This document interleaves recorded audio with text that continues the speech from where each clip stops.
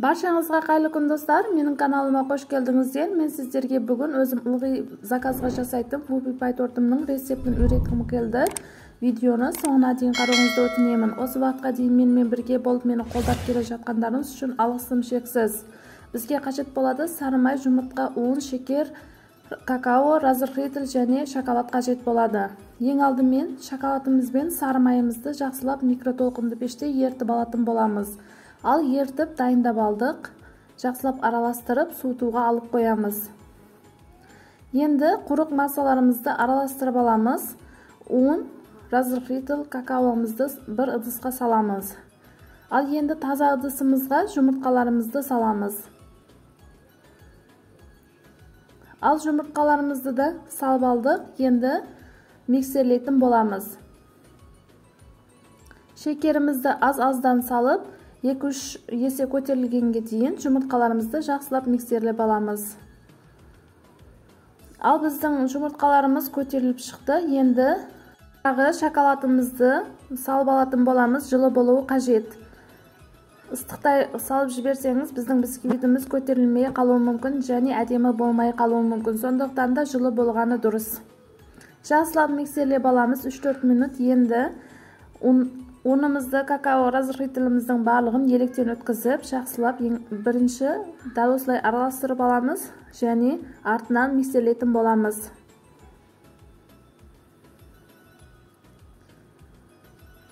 Үш-төрт минут жақсылап миксерлеп аламыз. Ыдысымыздың шеттеріне жабысып қалған ұндарымызды лопатамыздың көмегімен түсіріп алып, тағы миксерлейтін боламыз. Ал біздің қамырымыз да дайын болды. Көріп тұрғаныңыздай, дәл осындай қою қамыр болады. Достар, мен вупи пай тортымды 18 диаметрде пісіріп алатын боламын. Ал сіздер үлкендеу болғанын қаласаңыздар, осы массамызды 2 есе 3 есе көбейтіріп жасағандарыңыз дұрыс болады. Енді пергамент қағазына дәл осылай әдемілеп формамызды сызып аламыз. Ал формамызды да сызып алдық. Енді дайын қамырды мен 4 бөлікке бөліп 4 бисквит пісіріп алатын боламын. Дәл осылай думалақ формаларымызға жеткізіп, әдемілеп жағып алып пісіріп аламыз. Қызып тұрған 200 градуста 10-15 минут деп пісіріп алатын боламыз.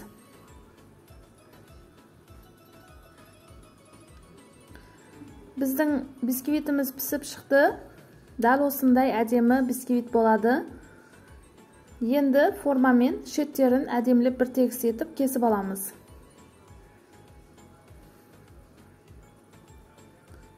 Осындай жұқа, әдемі воздушный бисквит болады. Қалған қамырларымызды да дәл осылай пісіріп алатын боламыз.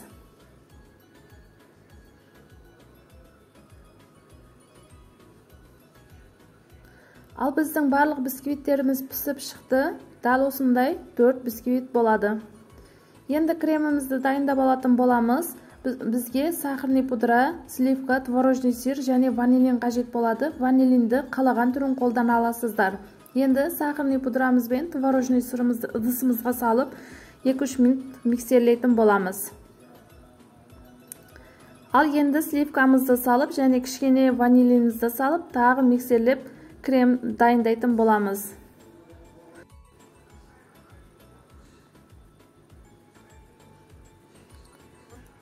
Бұл креміміз аузыңызда қалатын өте дәмді, көңіліңізге тимейтін крем болады.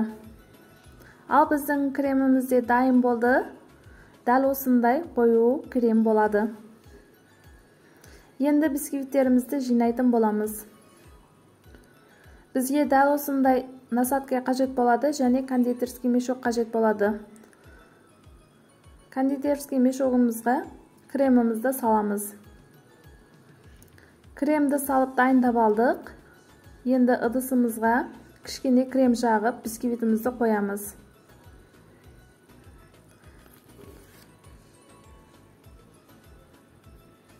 Видеода көрсетілгендей етіп, шеттерінен әдемілеп дәл осындай тұп-тұмалақ етіп, кремдерімізді шығарып алатын боламыз.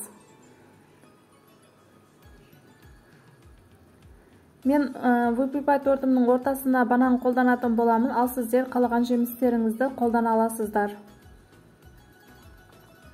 Банандарымызды бірінен кейін бірін қойып әдемілеп жайғастырып алғаннан кейін үстінен тағы крем жағып шығамыз. Ал енді екінші бисквитімізді қоятын боламыз. Екінші бисквитімізді де қойдық. Бірінші бисквитімізге қалай жасаған болсақ, екінші, үшінші, төртінші бисквиттерімізді де дәл осылай кремдеп шығатын боламыз және арасына қалаған жемістерімізді қоятын боламыз. Достар, менің каналымда әртүрлі торттар, тағамдар, десерттер, салаттардың рецептері бар. Міндетті түрде кіріп көрсеңіздер болады және достарыңызбен, жақындарыңызбен де бөлісе отырыңыздар. Барлық рецепттер өзімнің күнделікті қолданып жүрген рецепттерім. Міндетті түрде сіздер де жасап көріңіздер. Ал біздің торттарымыз да дайын болып қалды. Дәл осындай торт болады. Енді дәл осылай шоколадымызды ертіп аламыз және кішкене сұйық майды салып араластыратын боламыз. Сұйық майды өзіңіз шоколадтың қойылуына қарай қоссаңыздар болады. Жақсылап араластырып алдық, енді мешокқа салып аламыз. Және дәл осылай безетіп алатын боламын. Ал сіздер тортты қалағаныңызша безендіре аласыздар. Үстін безету өзіңіздің фантазияңызға байланысты болады. Мен дәл осылай ганажды торттың үстінен құйып алатын боламын.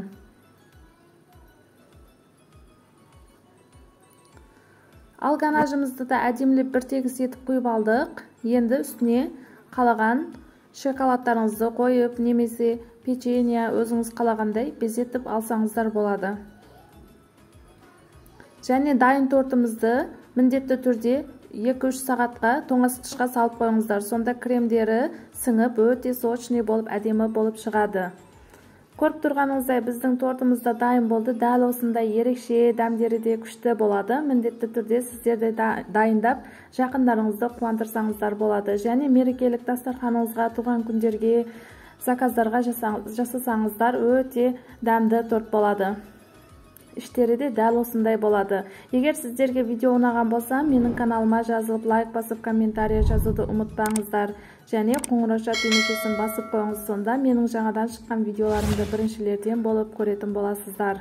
Ал достар, сіздерге сәттілік.